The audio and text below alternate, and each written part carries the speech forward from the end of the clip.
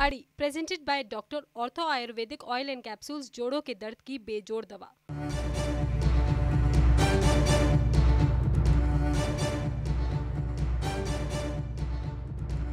जंग का मैदान बने अफगानिस्तान की जमीन पर शतरंज की ऐसी बिसात बिछी हुई है जहां काबिज तो तालिबान है, मगर चाल चीन, पाकिस्तान, ईरान, रूस चल रहे हैं। हर एक मुल्क के भीतर वर्चस्व की लड़ाई चरम पर है, मगर इन मुल्कों को उनकी फिक्र नहीं जिनकी जान मौत के मुहाने पर खड़ी है। नमस्कार, मैं हूं दिनेश गौतम। आज की अड़ी में हम कुछ चुभते हुए सवाल पूछेंगे, सवाल उनसे जो खुद को मुसलमानों का मसीहा समझते हैं, इस्लाम का झंडा बरदार मानते हैं। बात धर्म और इबादत की हो तो झंडा सबसे आगे लेकर खड़े हो जाते हैं। लेकिन आज एक मुल्क पर चंद लड़ाकों ने कब्जा कर लिया, उस मुल्क के मुसलमानों का जीना मुहाल कर दिया। हर तरफ चीत्कार मची हुई है, लेकिन इन्हीं झंडा बरदारों को वो चीख सुनाई देनी बंद हो चुकी है। आखिर वो कौन सी वजह है जिससे तालिबान को लेकर कोई सॉल्यूशन निकलता नजर नहीं आता, बल्कि मुस्लिम देशों में जबरदस्त कंफ्यूजन दिखाई देता है? ये सब बताएं। इन सवालों के जवाब जाने उससे पहले देखिए बड़ी खबर। अफगान संकट पर ओआईसी के मुस्लिम देशों ने साधी चुप्पी। मुस्लिमों के रहनुमा इमरान खान खुलकर तालिबान के साथ। तुर्की, सऊदी अरब, यूएई ने भी अफगानी मुस्लिमों से मुंह मोड़ा। अफगानी शरणार्थियों के लिए सभी मुस्लिम देशों ने बंद किए दरवाजे। तालिबान का दबी जुबान से बड़े मुस्लिम देश कर रहे हैं समर्थन। और यहां खुल जाती है पोल कि ये एकता क्यों है। ये एका केवल सूटेबिलिटी का एका है, केवल अपने हितों को साधने का एका है, और क्या इसके अलावा भी इसकी कोई उपयोगिता है? वो सब समझने की कोशिश करेंगे। लेकिन जरा इन चुभते हुए सवालों को एक बार फिर से देख लीजिए। वो सवाल जो पूरी दुनिया के सामने खड़े हैं, खास तौर से मजहब के नाम पर ऑर्गेनाइजेशन बनाने वाले इस कोऑपरेशन के नाम पर ये ऑर्गेनाइजेशन जो बना है, उसके सामने मुंह बाए ये बड़े सवाल। मुसलमानों के मसीहा बनने वाले बड़े मुल्कों में इस वक्त खामोशी क्यों छाई हुई है? अफगान संकट पर मुस्लिम देश मदद के लिए आगे क्यों नहीं आ रहे? क्या अफगानिस्तान को लेकर बट गए हैं दुनिया के मुस्लिम देश? अफगानिस्तान में मानवाधिकार के लिए यूनाइटेड नेशंस का कोई मिशन क्यों नहीं है? दुनिया भर में पीस कीपिंग के लिए, आजादी के लिए काम करने वाला यूनाइटेड नेशंस यहां क्यों नहीं है उसकी पीस कीपिंग फोर्स? घुटना, कंधा या कमर, चाहे जैसा हो दर्द, डॉक्टर ऑर्थो आपको देता है दर्द से पूरी आजादी, एक भरपूर जिंदगी। ये कोई टेम्परेरी पेन किलर नहीं, आयुर्वेदिक औषधि है। अगर पीस कीपिंग फोर्स को कश्मीर में भी रखना आवश्यक लगता है तो क्या अफगानिस्तान से सुविधा के हिसाब से आंखों में पट्टी बांध लेता है यूनाइटेड नेशंस? अफगानिस्तान में मानवाधिकार के लिए यूनाइटेड नेशंस का कोई मिशन नहीं है, और यह बहुत बड़ा सवाल है। अफगानिस्तान के 2.5 लाख मुसलमानों की जान बचाने कोई आएगा? कौन आएगा? आफत में अफगान, खामोश मुसलमान देश, ऐसा क्यों? खास तौर से मजहब और उम्मा की बात करने वाले ये देश अचानक इनको संकट के समय, वो उइगर का मसला हो या यहां पर अफगान में संकट में फंसे हुए लोग, इनको सांप क्यों सूंघ जाता है? आफत में अफगान यहां क्यों दिखाई देता है कि चुप है हर एक देश? वो कहता है जो खुद को मुसलमान, बस चंद को छोड़ दीजिए। यहां आईओसी समझ लेना बहुत जरूरी है, ऑर्गेनाइजेशन फॉर इस्लामिक कोऑपरेशन। अब ये ऑर्गेनाइजेशन जो बनाया गया 1969 जिद्दा में हेड ऑफिस, और मसला ये कि हमारे जो साझा मुद्दे हैं उनमें साथ में आकर हम एक दूसरे की मदद करेंगे। 57 देश धीरे धीरे करके 57 देश इसके अब सदस्य बन गए हैं। 57 देशों को अपना सदस्य रखने वाला एक अम्ब्रेला के नीचे, ओआईसी के अम्ब्रेला के नीचे, ये फिर भी मदद के लिए हाथ बढ़ते हुए क्यों दिखाई नहीं दे रहे हैं? किन देशों ने इजाजत दी है शरणार्थियों के संदर्भ में, जो बेचारे वहां से अपनी जान बचाकर निकल रहे हैं? आपको मालूम है कि उनमें से बहुत सारे इस समय हिंदुस्तान में भी हैं, इसके पहले भी हिंदुस्तान आकर रह रहे हैं। कुल 3 लाख शरणार्थी हिंदुस्तान में हैं, और उनमें से करीब 30,000 शरणार्थी अफगानिस्तान के हैं। लेकिन इन देशों को जरा देख लीजिए, यहां पर ओआईसी के अंतर्गत आने वाले 57 देशों में से सिर्फ 3 देश इजाजत दे रहे हैं कि हमारे यहां आके, और वो कोई बहुत बड़े देश नहीं है। वो मुल्क कह रहे हैं कि आए हमारे यहां रह ले, उनके प्राण संकट में है, आ जाए हमारे यहां हम रख लेंगे। लेकिन 54 देश सुविधा से चुप्पी साधे हुए हैं, कुछ नहीं बोल रहे हैं, या क्लियर कट उन्होंने मना कर दिया कि नहीं हमारे यहां तो शरणार्थी हम नहीं आने देंगे, रिसोर्सेस हमारे लिमिटेड है, हमारे यहां की जनता को पहले इसका हक चाहिए। अब देखिए इजाजत देने वाली कंट्रीज कौन से हैं। ईरान इजाजत दे रहा है, सीमा लगती है, कुछ और कारण भी है जिसकी वजह से इसको इजाजत देनी पड़ रही है। अल्बानिया, युगांडा इजाजत दे रहे हैं। बैन किसने किसने कर दिया है? तालिबान के आने पर ताली बजाने वाला और वहां के लोगों को यह भी कहने वाला कि यहां तो, और वहां के पीएम ने कहा था ये कि यहां पर जो लोग सरहद पर बैठे हुए इनमें कार्रवाई कैसे कर दें, इनमें तो बहुत सारे आम लोग हैं। वो आम लोग जो बेचारे जिनके प्राण संकट में हैं, पाकिस्तान कहता है आना मत हमारे यहां, क्योंकि अगर आने देता है तो तालिबान उससे पूछेगा कि तुमने आने क्यों दिया, और फिर तहरीके तालिबान पाकिस्तान वो क्या उधम करेगा वहां, आप जानते हैं। सऊदी अरब टेसिटली जो कर सकता है कर रहा है, चुप्पी साधे हुए वेट एंड वॉच की सिचुएशन में है और बहुत झंडा बरदारी नहीं कर रहा है। यूएई, कतर, दोहा, बस उतना ही। लेकिन क्योंकि वो कर दिया गया है तो शरणार्थियों को फिर आने कैसे दें, इसलिए इसने भी बैन किया हुआ है। अब अगर ये कंट्रीज बैन कर रही हैं ओआईसी के अंडर आने वाली, तो फिर ओआईसी, ये ऑर्गेनाइजेशन फॉर इस्लामिक कोऑपरेशन, इसका औचित्य क्या रह जाता है? आफत में अफगान, ओआईसी में 57 मुस्लिम देश, और इनमें से सिर्फ 3 कह रहे हैं कि अगर शरणार्थी आते हैं तो हम उनको अपने यहां शरण देंगे और उनका ख्याल रखेंगे। ये बहुत बड़ी बात है, खासतौर से उस आदमी के लिहाज से। देखिए जो इस्लाम को मानता है और इस्लाम के मानने वाले दूसरे लोगों में अपनी फ्रेटर्निटी देखता है, वो जब अपने फ्रेटर्निटी के इन मुल्कों की तरफ मुड़कर देखता है तो आज कहीं उसको शरण देने के लिए कोई नहीं है। सभी सदस्य देशों से शरण देने की अपील, बहरहाल ये सवाल ये है कि अपीलें कहां तक कामयाब होंगी, और क्या ये बहुत बड़ा सवाल खड़ा नहीं करता है कि ये जो ऑर्गेनाइजेशंस बनाए जाते हैं, और यूनाइटेड नेशंस भी फॉर दैट मैटर, ये जो बॉडीज हैं, क्या ये पर्पस सर्व कर रही हैं? और अगर ये पर्पस सर्व नहीं कर रही हैं तो एक्चुअली इनको बनाया क्यों गया है? क्या इनको इसलिए बनाया गया है कि अपने अपने हित साधे जाएं, ऑर्गेनाइजेशन का हवाला देकर एक अम्ब्रेला बनाकर? ये समझने के लिए अपने खास मेहमानों के पास चलेंगे हम, वो जो जानते हैं कि क्या कहा जा रहा है लाइंस में और क्या है जो बिटवीन द लाइंस है, दिखाई नहीं दे रहा है। अशोक सज्जनहार आपके साथ जुड़ रहे हैं, और उसी तरीके से अचल मल्होत्रा आपको थ्रेड बेयर समझाएंगे कि एक्चुअली ये क्या हो रहा है। कमर चीमा हमारे साथ जुड़ रहे हैं पाकिस्तान से, पॉलिटिकल एनालिस्ट हैं, कमेंटेटर हैं, उनके साथ हम बातचीत करेंगे। आरजू काजमी आपको नजर आ रही हैं, कई बार बहुत रैशनल बातें करती हैं और बहुत स्ट्रेट फॉरवर्ड बातें करती हैं, और ऐसा कि कई बार मुझे ये देखकर भी हैरानी होती है कि इसके बाद पाकिस्तान में उनके लिए मुश्किलें तो नहीं होती होंगी। कमर आगा विदेश मामलों के जानकार कुछ ही देर में हमारे साथ जुड़ेंगे, लेकिन सबसे पहले ओआईसी, अशोक सज्जनहार साहब, किस लिए बना ये ऑर्गेनाइजेशन? देश बना तो ये है मुस्लिम उम्मा के फायदे के लिए, जो उनके अगर कोई मुश्किलात आती है तो उनको ठीक किया जाए वगैरह। परंतु आपने बिल्कुल ठीक बोला है, सभी देश जो हैं वो काम करते हैं अपने हित के लिए, अपने इंटरेस्ट के लिए। तो इसीलिए जो आप देख रहे हैं वहाँ पर कोई भी मुसलमान लोगों के लिए कोई नहीं बात कर रहा है, क्योंकि यहाँ पर जो कुछ भी हो रहा है पिछले 20 साल से हुआ या अभी हो रहा है, तालिबान आ गया है वहाँ पर, आतंकी वहाँ पर एकदम जो मानवीय अधिकारों का हनन किया जा रहा है, जो महिलाओं के अधिकारों को इतने जैसे पहले भी किया था, वो कहने का प्रयास तो तालिबान कर रहा है जो हम बदल गए हैं, परंतु जो उनका कह रहे हैं वो कर नहीं रहे हैं। करने में हमें मालूम चलता है जो बिल्कुल वही हैं जो पहले के थे।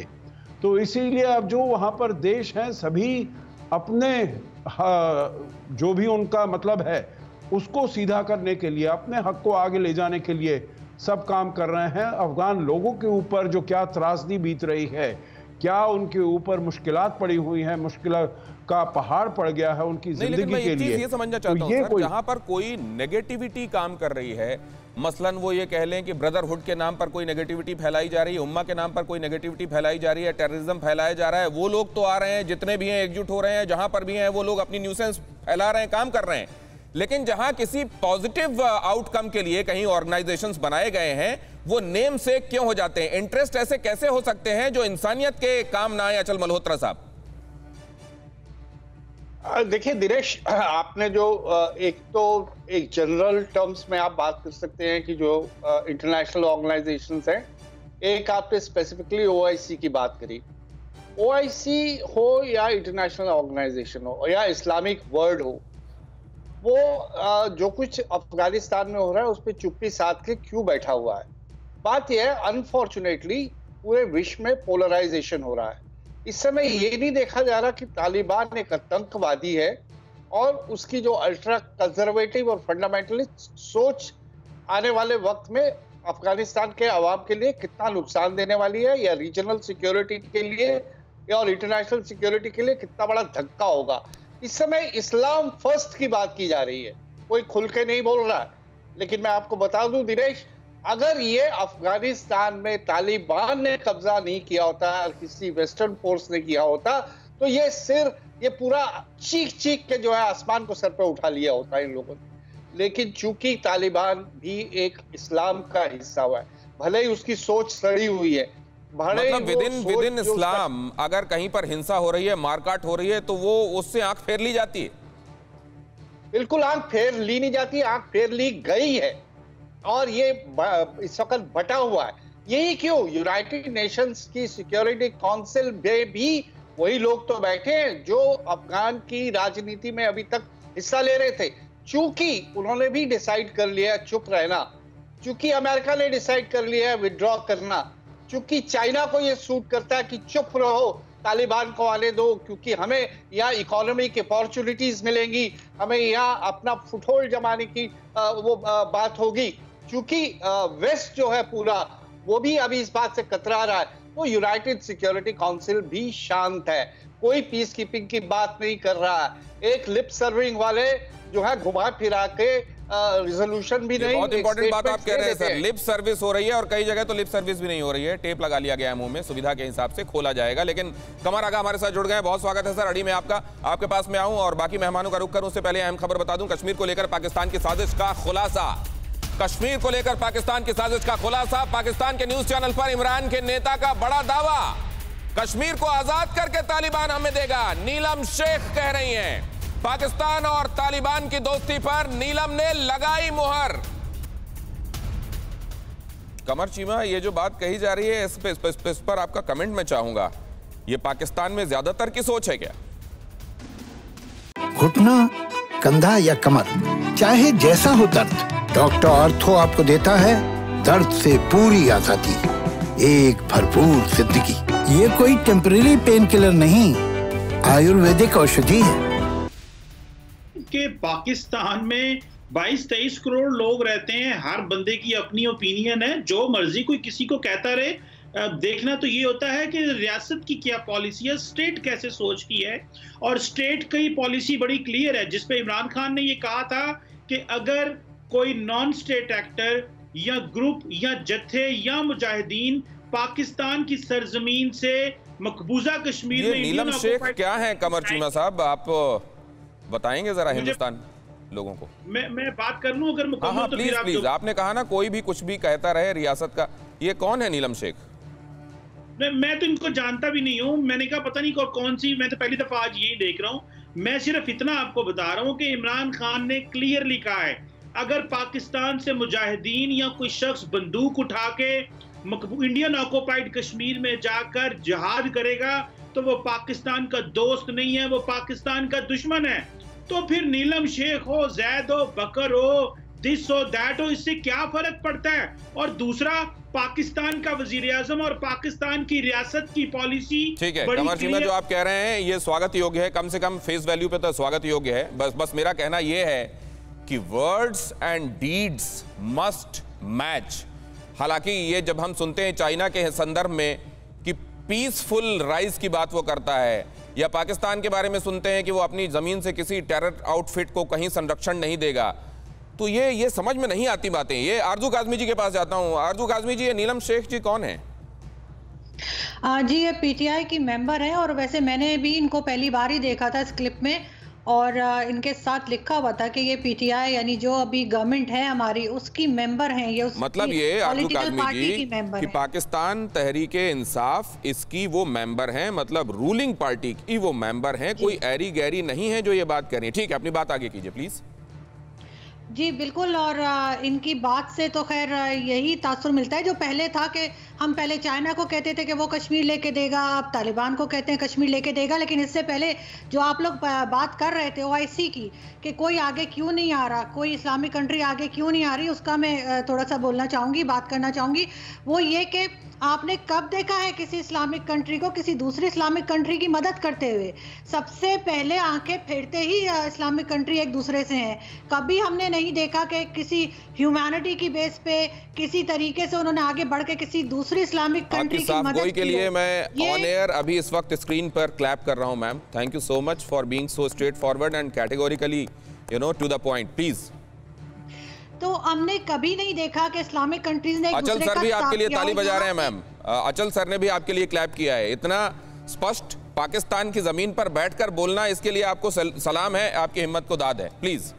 Thank you sir. यहाँ पे सिर्फ ये ओआईसी बना दी गई है, लेकिन आपने कभी देखा कि कोई फलस्तीन के लिए उठा हो, कोई किसी चीज़ के लिए उठा हो, किसी के लिए बात करने उठे हो? यूरोपियंस को शर्म आ जाती है, जो क्रिश्चियंस हैं शायद उनको कोई शर्म आ जाती है, लेकिन इन मुस्लिम कंट्रीज को कभी शर्म नहीं आती कि ये एक दूसरे के लिए खड़े हों या एक दूसरे के लिए बात करें। जो अमीर कंट्रीज हैं वो अपने से छोटी कंट्रीज को लिफ्ट नहीं कराती। कंट्रीज के बारे में तो हम ये अंदाजा लगा सकते हैं आरजू जी कि वो वैसे भी अपने आप को पीछे रख रही हैं, लेकिन पाकिस्तान तो तालिबान के मसले में बहुत फोरफ्रंट पर आकर चीजें कर रहा है। मतलब खासतौर से चाइना हो गया, रशिया हो गया, टर्की, और उसमें सबसे ज्यादा पाकिस्तान। मतलब जहां पर कोई पूछ नहीं रहा वहां पर भी जाकर अपनी राय दे रहा है तालिबान के बारे में। गुलामी की जंजीरें तोड़ने वाले बयान आ रहे हैं। तो इसमें यह समझने के लिए हम लोग बाध्य हो जाते हैं कि उसको कहां तक लेना देना नहीं है और कहां तक है और कहां से वो बंद कर देता है। मतलब वहां जो इस्लाम के मानने वालों पर अत्याचार हो रहे हैं उससे मतलब नहीं है उसको। नहीं देखे ना, जो अगर चाइना ये चाहता है कि वो अफगानिस्तान में दोस्ती करे, चाइना से के लोग अगर तालिबान से मिल रहे हैं तो पाकिस्तान तो ऑटोमेटिकली बीच में वो जैसे कहते हैं कि एक रोल प्ले करेगा उन दोनों को मिलाने के लिए। उसमें इनके पास कोई चॉइस नहीं है। इस वक्त पाकिस्तान की इकोनॉमी की जो हैसियत रह गई है, जो हालत है, उसको बचाने के लिए इनको हर रोल प्ले करना पड़ेगा। बहुत बड़ी बात कह रही हैं आप आरजू काज़मी जी कि चाइना को तालिबान से मिलाने के लिए चाइना सोच रहा है तालिबान काबू में रहे, उसकी दया दृष्टि पड़ी रहे, उइगर वाला मसला वहां उछले नहीं, और साथ में उसको जो लिथियम चाहिए वो मिलता रहे। मैं कमर आगा साहब के पास जाऊं उससे पहले एक अहम खबर बता दूं। तालिबान के सामने गिड़गिड़ा रहा है संयुक्त राष्ट्र। अफगान संकट को लेकर तालिबान से अपील की, महिलाओं और लड़कियों के अधिकारों का सम्मान करे तालिबान। यूनाइटेड नेशंस के मानवाधिकार प्रमुख की तालिबान से गुजारिश कर रहे हैं, तालिबान से हाथ जोड़े खड़े हैं, कह रहे हैं महिलाओं और बच्चों के अधिकारों की सुरक्षा की जाए। ये है यूनाइटेड नेशंस। जरा इस पर टिप्पणी जरूर ले लें अशोक सज्जनहार साहब। जी देखिए, यूएन ह्यूमन राइट्स काउंसिल के पास अभी तो इस समय तो कोई चारा नहीं है, और जो उनके पास चारा होता है वो रेजोल्यूशन पास कर सकते हैं। किसी भी देश के विरुद्ध अगर वहां पर मानव अधिकारों का हनन हो रहा है तो वहां पर वो रेजोल्यूशन पास कर सकते हैं। यूएन ह्यूमन राइट्स काउंसिल के पास और कोई इसके सिवा पावर नहीं है। खाली वो अपील कर सकते हैं जो आप ऐसा नहीं करिएगा, और जब अगर किया जाएगा कुछ ऐसा तो यकीनन उनके विरुद्ध ये किया जाएगा। और फिर जो और इसमें एक्शंस होते हैं, जैसे आपको मालूम है, चाहे FATF का एक्शन हो या फिर जो भी उनको एड मिलती है, फाइनेंशियल सपोर्ट मिलता है, वो कम कर दिया जाएगा। तो यही स्टेप बाय स्टेप अप्रोच है। परंतु देखिए, UNHRC के पास ना कोई वो है अपने फोर्सेस हैं, ना कोई और किसी तरीके का वो है। तो फिर एक ही बात समझ में आती है कि इस दुनिया में इन संस्थाओं के साथ भी असल में बहुत सारी मजबूरियां हैं, बहुत सारी हिपोक्रेसी है, और फिर जिसकी लाठी है उसी की भैंस है। मुझे तो यही दिखाई देता है। बाकी सब कितना आडंबर होता रहे, एक्चुअली सच्चाई यही है। एक अहम खबर बताने के बाद कमर आगा साहब के पास मैं जाना चाहता हूं। ब्रिक्स देशों के NSAs की बैठक शुरू हो गई है। नेशनल सिक्योरिटी एडवाइजर्स ब्रिक्स देशों के, उनकी बैठक शुरू हो गई है, और बहुत महत्वपूर्ण है क्योंकि जिस पृष्ठभूमि में बैठक हो रही है वो आप सब जानते हैं कि बहुत सेंसिटिव है और बहुत सिग्निफिकेंट है। NSA डोवाल की अध्यक्षता में बैठक हो रही है। इसकी अध्यक्षता कर रहे हैं अजीत डोवाल। बैठक में रूस, चीन, ब्राजील, साउथ अफ्रीका के एनएसएज मौजूद हैं। अफगानिस्तान में बदलते हालात को लेकर यह बैठक हो रही है और जाहिर है ये बहुत अहम बैठक है। कमर आगा साहब के पास जाऊंगा। कमर आगा साहब, जो मुद्दा जिस पर हम लोग इस वक्त चर्चा कर रहे हैं वो ये कर रहे हैं कि ये जो अम्ब्रेला ऑर्गेनाइजेशन बनाया गया OIC, वो इस मामले में इस्लाम के ही मानने वालों पर होने वाले अत्याचार को चुपचाप देख रहा है। शरणार्थी जो बेचारे आ रहे हैं उनमें से ज्यादातर कंट्रीज, 54 देश शरण देने तक को तैयार नहीं है और कहते हैं हम इस्लाम के कंसर्न्स के लिए झंडा बरदार हैं। मैं समझता हूँ इसके ऊपर अभी काज़मी जी की जो टिप्पणी थी वो बहुत ही एप्रोप्रिएट और बहुत ही अच्छी टिप्पणी थी। इनकी आपस में नहीं बनती, ये सिवाय रेजोल्यूशन पास करने के और दूसरा कोई काम नहीं करते। इनके पास कोई बार्गेनिंग कैपेसिटी नहीं है इन सारे देशों में। ये एक क्लब है जिसमें अधिकतर लोग, क्या 95-96% लोग अनइलेक्टेड हैं, या तो वो मिलिट्री के डिक्टेटर्स हैं या वो किसी न किसी मुल्क के बादशाह हैं। कोई इनकी जवाबदेही नहीं है इन मुल्कों की। और ये कमर सर, लेकिन ये लोग जो सपोर्ट कर रहे हैं और सपोर्ट कर रहे हैं, लग रहा है कि किसी भी सूरत और किसी भी स्थिति तक जाकर सपोर्ट करना चाह रहे हैं। Are they dealing with caution? क्या वो जो जरूरी एहतियात है वो बरत रहे हैं या इस समय के हालात के फ्लो में वो बहना पसंद कर रहे हैं? नहीं, देखिए, ये तालिबान के खिलाफ नहीं आएंगे, ये डेमोक्रेटिक गवर्नमेंट के खिलाफ रहते हैं। ये नहीं चाहते ये लोग कि किसी भी मुल्क में, इस्लामिक मुल्क में डेमोक्रेटिक गवर्नमेंट आए। जब तालिबान ने इससे पहले कब्जा किया था अफगानिस्तान पे तो किसने रिकॉग्नाइज किया था? इन्हीं के 2 देशों ने किया था, जो कि इनके सबसे प्रोमिनेंट मेंबर, एक सऊदी अरबिया और दूसरे UAE और तीसरा पाकिस्तान। ये 3 मुल्क थे। आज भी इनको ये नहीं चाहते कि वहाँ पे डेमोक्रेसी रहे या किसी भी इस्लाम। किसने अरब स्प्रिंग को सप्रेस किया था? इन्हीं लोगों ने फंड किया था, इन्हीं लोगों ने वहाँ पे आतंकवाद को फैलाया था। दूसरी बात ये कि ये चाहते हैं कि इस तरह की इस्लामिक हुकूमत राइट। ये बहुत इंपॉर्टेंट बात कह रहे हैं कमर आगा सर, और ये पूरी दुनिया को दिखाने के लिए है कि ये जो एक्चुअली ये न्यूसेंस का मार्केट है, ये न्यूसेंस एलिमेंट्स का मार्केट है, लेकिन उसको जामा जो पहनाया जाता है वो ऐसा पहनाया जाता है कि देखने में ऐसा लगे कि किसी बड़े पवित्र उद्देश्य के लिए कोई काम किया जा रहा हो। इसीलिए मजहबी तकरीरें और नारे भी उस दौरान इसलिए लगाए जाते हैं ताकि उसको वो मुखौटा पहनाया जा सके। एक अहम खबर बताने के बाद अचल मल्होत्रा साहब आपके पास आना चाहता हूं। अमेरिका भी तालिबान के सामने पूरी तरह नतमस्तक। CIA डायरेक्टर ने की तालिबान के साथ सीक्रेट मीटिंग। काबुल में अब्दुल गनी बरादर से मिले CIA director bill Burns. Kabul में पहली बार अमेरिका तालिबान की सीक्रेट मीटिंग। अफगानिस्तान पर कब्जे के बाद तालिबान अमेरिका की पहली मुलाकात। क्या बात हुई होगी इस मुलाकात में अचल सर? दिनेश, मुझे लगता है कि जैसा अभी जो बाइडेन की भी तीसरी प्रेस कॉन्फ्रेंस में भी जैसे इंडिकेट किया या दूसरी प्रेस कॉन्फ्रेंसेस में इंडिकेट किया, उनकी समय टॉप प्रायोरिटी यही है कि जितने भी अमेरिकन नेशनल्स हैं या वो एट रिस्क अफगानिस्तान के लोग जिन्होंने अमेरिका की मदद करी थी पिछले 20 साल में, उन्हें इवैक्यूएट किया जाए। घुटना, कंधा या कमर, चाहे जैसा हो दर्द, डॉक्टर ऑर्थो आपको देता है दर्द से पूरी आजादी, एक भरपूर जिंदगी। ये कोई टेम्परेरी पेन किलर नहीं, आयुर्वेदिक औषधि है। मुझे नहीं लगता इसके अलावा कोई भी बात हुई होगी। उनसे यही कहा गया होगा, हो सकता है हमें 31 अगस्त से भी थोड़े और ज्यादा दिन लगे इनको इवैक्यूएट करने में। इनकी इवैक्यूएशन में किसी भी किस्म का आप कृपा करके अड़चन मत डालिए। हम तो जा ही रहे हैं, लेकिन हमें आराम से जाने दीजिए। कोई ऐसी हालात पैदा नहीं करिए कि हमें फिर वापस कोई एक्शन लेना पड़े। मुझे नहीं लगता कि इस बात पर कुछ जोड़ना चाह रहे हैं अचल सर। मैं आपकी बात पूरी करने के लिए आपके पास लौटूंगा। कमर सर। नहीं, देखिए, इनफैक्ट अमेरिकन तालिबान को अफगानिस्तान हैंडओवर करके गए हैं और जाने से पहले उन्हीं ने पाकिस्तान के साथ एक समझौता भी किया था। समझ में आती नहीं है सर, वो इसलिए नहीं समझ में आती कि इतना बड़ा आर्सेनल एम्यूनेशन का, वेपन्स का वो छोड़कर जाएंगे इनके इस्तेमाल के लिए। अलकायदा के बाद ये कह रहे थे कि कहीं कोई टेररिस्ट, हम लास्ट मैन लास्ट राउंड तक फाइट करेंगे, उसके बाद ये सब गिफ्ट में देके चले जाएंगे।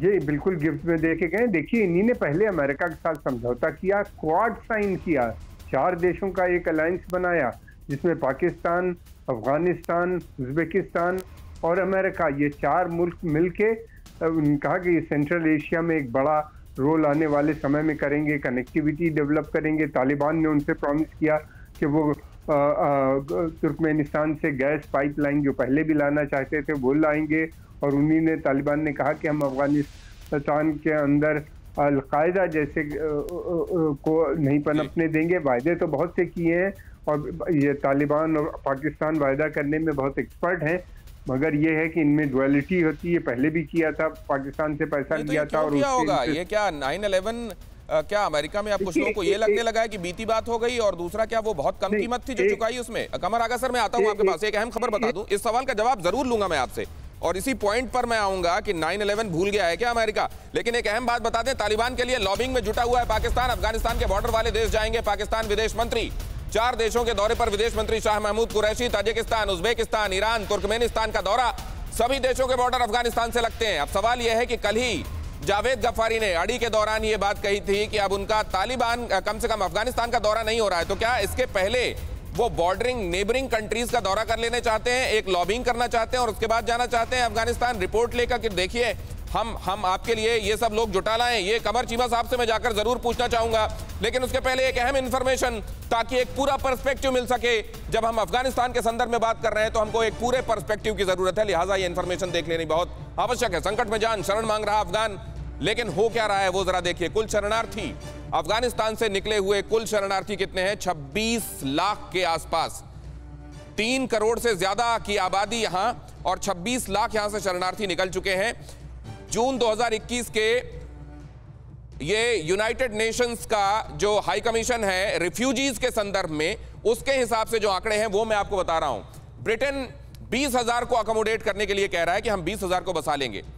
20,000 लोगों को ब्रिटेन बसाने के लिए कह रहा है। अमेरिका कह रहा है 30,000 ऐसे लोगों को जिन्होंने अमेरिका की मदद की है, अफगानिस्तान के रहने वाले हैं और अभी संकट महसूस कर रहे हैं, वो आ जाएं, हम उनको बसा लेंगे। कनाडा कह रहा है 20,000 को हम पनाह दे देंगे। आप देखिए ये कंट्रीज क्या कह रही हैं। मैंने एक तरफ आपको ये दिखाया कि OIC से जुड़ी हुई कंट्रीज 54 कंट्रीज कह रही हैं मत आना इधर। पाकिस्तान जैसी कंट्रीज सीधे सीधे मना कर रही है मत आ जाना।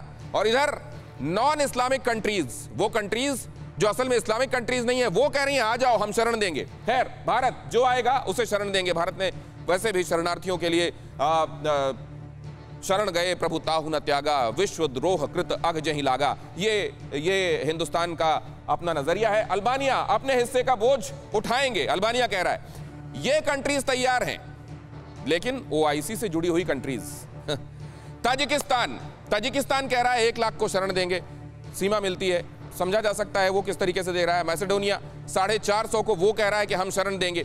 अब ये कंट्रीज, कतर खैर एमिरेट्स में आता है, 8,000 लोगों को पनाह देने के बारे में वो कह रहा है।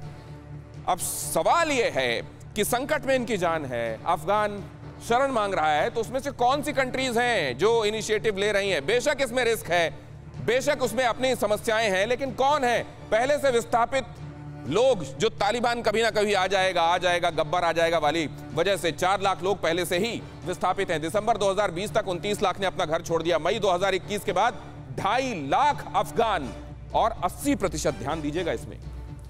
और वो लोग जो कह रहे हैं कि तालिबान आ गया और तालिबान वहां संभाल लेगा, बदला हुआ चेहरा है। 80% महिलाएं और बच्चे हैं जो मुल्क छोड़कर गए हैं। अब अगर इसकी रोशनी में हम देखें तो सच्चाई क्या है?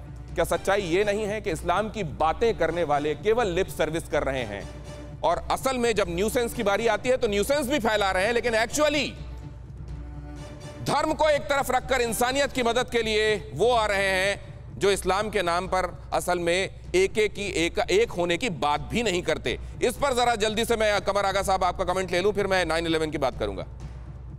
देखिए, ये लोग धर्म की पॉलिटिक्स, धर्म का इस्तेमाल करते हैं पॉलिटिक्स के लिए, सत्ता हासिल करने के लिए। तालिबान जो आए हैं ये जिहाद करके एक इस्लामिक हुकूमत, एक मुसलमान हुकूमत थी वहाँ पे, उसको हटा के अपनी सत्ता बना रहे हैं। और वहाँ के लोग इसके खिलाफ हैं। लोग चाह रहे हैं कि वहाँ पे अमन शांति रहे और डेमोक्रेसी रहे, रूल ऑफ लॉ की बात कर रहे हैं। और ये पाकिस्तान की प्रॉक्सी है, पाकिस्तान वहाँ पे ये कब्जा हुआ है पाकिस्तान का अफगानिस्तान के ऊपर तालिबान की मुझे लगता है सर, देखिए इसकी कीमत चुकानी पड़ेगी।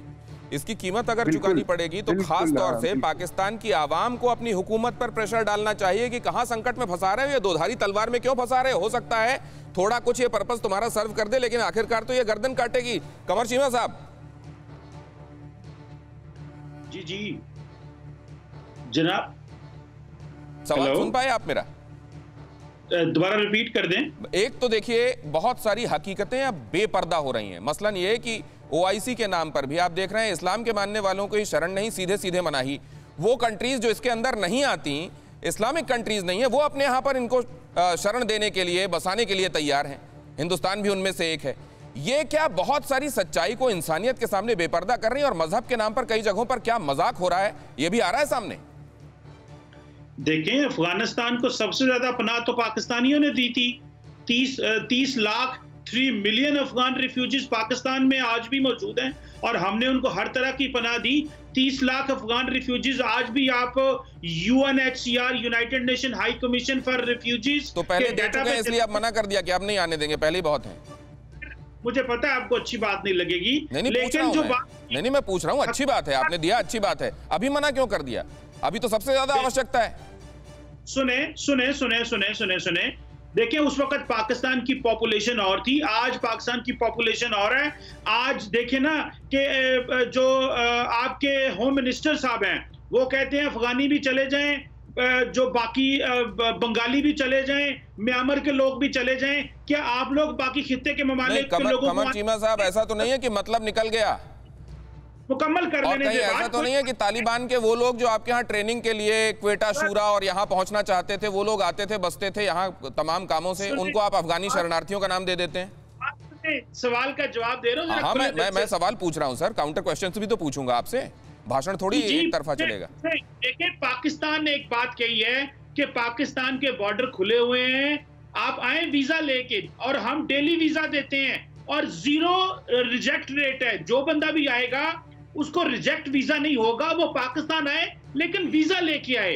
अगर कोई बगैर वीजे के पाकिस्तान आएगा उसको आने नहीं देंगे। वैसे 100% पाकिस्तान का वीजा मिलता है अफगानियों को, क्योंकि वहां पे हेल्थ फैसिलिटीज नहीं है, वो पढ़ने आते हैं, वो बिजनेस करने आते हैं, सो हम वेलकम करते हैं। हाँ, ओआईसी की बात से मैं एग्री करता हूँ आपसे कि ओआईसी मतलब वो आदमी जिसकी जान पर बनी हुई है, जिसके गर्दन पर तलवार है, बंदूक तनी हुई है, वो आए, आपके यहाँ प्रोसेस से वीजा लगवाए और पाकिस्तान में आ जाए। आपने किसी को मना नहीं किया। बहुत अच्छी बात कही है आपने कमर चीमा, और पूरी दुनिया इसको सुन रही है और ये कितना तजवीज कर रही है ये भी मैं समझूंगा। लेकिन उससे पहले एक अहम खबर बता दूं, पंजशीर में तालिबान विद्रोही सेना के बीच भीषण जंग होगी। पंजशीर के बाहर तालिबान लड़ाकों ने जमाया डेरा। पंजशीर में अहमद मसूद के नेतृत्व में विद्रोही सेना तैयार। पंजशीर को तालिबान के हवाले नहीं होने देने का दावा। पंजशीर को तालिबान के हवाले नहीं होने का दावा। ये तस्वीरें देखिए, कैसी भीषण लड़ाई छिड़ी हुई है वहां, और तालिबान इस एक जगह पर कभी अपना झंडा नहीं फहरा पाया। तालिबान के लड़ाकों ने अमेरिकी हथियारों से शुरू कर दी है लड़ाई, लेकिन उसके बावजूद उन्होंने पंजशीर के शेरों से अभी तक पार नहीं पाया है। यहां पर देख रहे हैं आप भीषण लड़ाई, और पंजशीर में बच्चों तक ने बंदूक उठा ली है। ये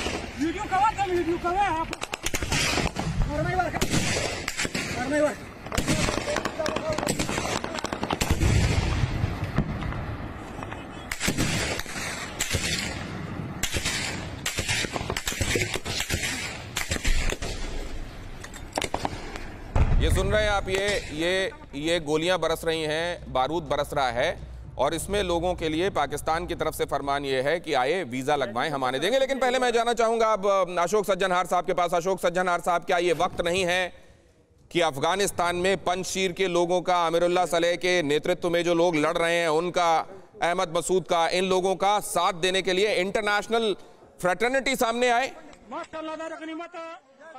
हाँ, नहीं, बिल्कुल आना तो जरूर चाहिए। और मेरे ख्याल से देखिए, ये शुरुआत हुई है जो रेजिस्टेंस की तालिबान के विरुद्ध, परंतु ये पहला जो भी इसका अब नतीजा होगा, क्योंकि चैलेंजेस, चुनौतियां पंजशीर में जो हैं उनके पास लिमिटेड वो होगा, जो भी है सप्लाईज वगैरह होंगी, चारों तरफ से वो घिरा हुआ है अफगानिस्तान से, जिसके ऊपर ये कब्जा है तालिबान का, तो मुश्किलात तो उनके लिए है। परंतु तो अगर किसी डील के तहत हुआ है, मैं माफ कीजिएगा आपको बीच में रोककर ये पूछ रहा हूँ, किसी डील के तहत हुआ है तो अमेरिका भी जाहिर है उन लोगों को सपोर्ट नहीं करेगा?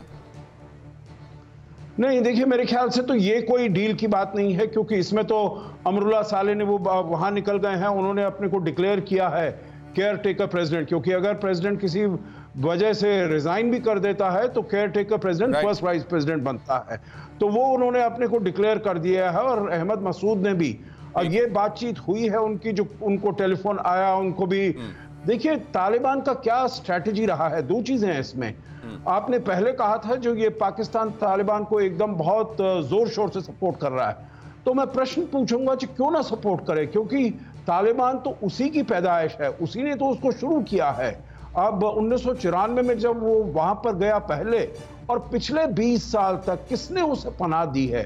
देखिए अमेरिका इसीलिए फेल हुआ है दिनेश, क्योंकि उसने जो जड़ है वहां पर वो नहीं गया है, जो उसने ऊपर से पत्ती और ब्रांचेस को काटता रहा है। जब तक जड़ को नहीं आप करेंगे तो फिर क्या होगा? कॉस्मेटिक ट्रीटमेंट आप करते रहे, आपने केवल विंडो ड्रेसिंग की है, आपने कभी भी जो जहां पर आपको दवाई लगानी चाहिए जख्म के अलावा बाकी सब जगह लगा दी। अचल मल्होत्रा साहब के पास आऊंगा, लेकिन उससे पहले एक अहम खबर बता दूं, 31 अगस्त के बाद कभी भी बन जाएगी तालिबान सरकार।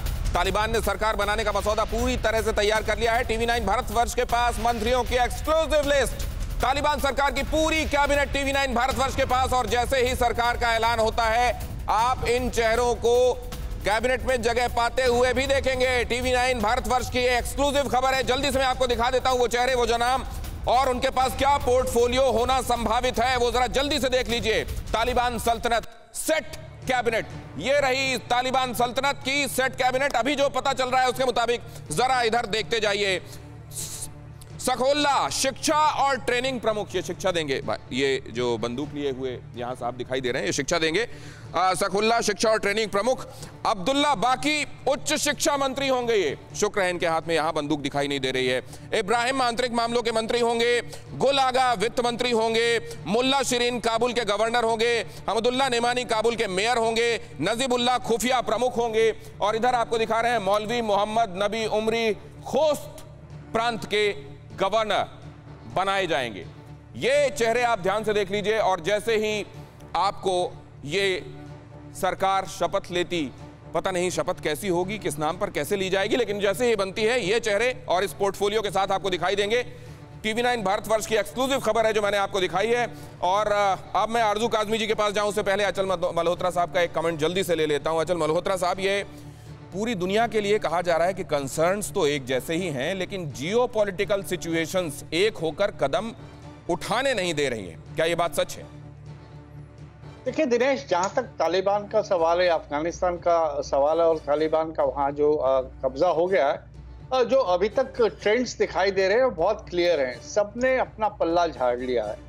Nobody seems to be concerned। आने वाले दिनों में क्या मुश्किलें आने वाली हैं या तालिबान वहां क्या मुश्किलें लाने वाला है, कोई भी किसी को कोई कंसर्न नहीं है। आप यूनाइटेड नेशन सिक्योरिटी काउंसिल की प्रेस स्टेटमेंट को जरा सरसरी तौर पर भी पढ़ के देख लें तो आप देखेंगे कि सिर्फ उन्होंने मान लिया है कि तालिबान सरकार बनाएगी। उन्होंने सिर्फ तालिबान से ये अपील करी है, कृपया इंक्लूसिव सरकार बनाइए। इंक्लूसिव सरकार, अब ये कह तो रहे इंक्लूसिव बनाइए, मानवीय चेहरा रखिए, लेकिन ये बहुत ज्यादा उम्मीदें नहीं है क्या तालिबान से अचल सर? और क्योंकि हमको कंक्लूड करना है सर, आरजू काजमी जी से एक हाँ, मैं ये कह रहा हूँ कि ये यूनाइटेड नेशन सिक्योरिटी काउंसिल की जो अप्रोच बता रही है कि उन्होंने गिव अप कर दिया है कि तालिबान तो आएगा ही आएगा। ठीक है, बट आपसे गुजारिश है कि आप एक इंक्लूसिव सरकार बनाइए, औरतों को उसमें दीजिए। राइट। और सर टाइम नहीं है सर, माफ कीजिएगा प्लीज। आपकी बात नटशेल में तो समझ में आ गई। आरजू काजमी जी बहुत संक्षिप्त रखिएगा प्लीज। मैं ये समझना चाहता हूं कि कितने दिनों तक पाकिस्तान की आवाम कितने दिनों तक ये सब टॉलरेट करेगी? देखिए, पाकिस्तान की आवाम जो है मेरे ख्याल है अभी ये टॉलरेट करती ही रहेगी, लेकिन एक चीज़ मैं यहाँ पे जल्दी से आपको कहना चाहूँगी, वो ये कि जब रेफ्यूजीज़ की बात कर रहे हैं, पहले जो रेफ्यूजीज़ पाकिस्तान ने रखे थे तो अमेरिका उस पर राजी था, फंड्स भी दे रहा था, हमने फ्री में नहीं रखे थे। अभी अगर हम रखेंगे तो अमेरिका हमें कोई फंड नहीं दे रहा, और दूसरी तरफ तालिबान नाराज हो जाएंगे कि जो हमारे यहाँ से भाग रहे हैं पाकिस्तान उसको पनाह दे रहा है, तो पाकिस्तान तालिबान के साथ भी मामला बिगाड़ नहीं सकता। बहुत शुक्रिया आरजू काजमी, ये भी बहुत आपका स्पष्ट स्टेटमेंट। बहुत धन्यवाद हमारे मेहमानों का आड़ी में जुड़ने के लिए, वक्त निकाला उन्होंने। हमने की गलती फिर एक बार, कोरोना ने किया दोबारा प्रहार। मास्क, 2 गज दूरी, करें अपनी सुरक्षा पूरी। कोरोना टीका हम सबको लगाना है, मिलकर साथ समझदारी से कोरोना को हराना है।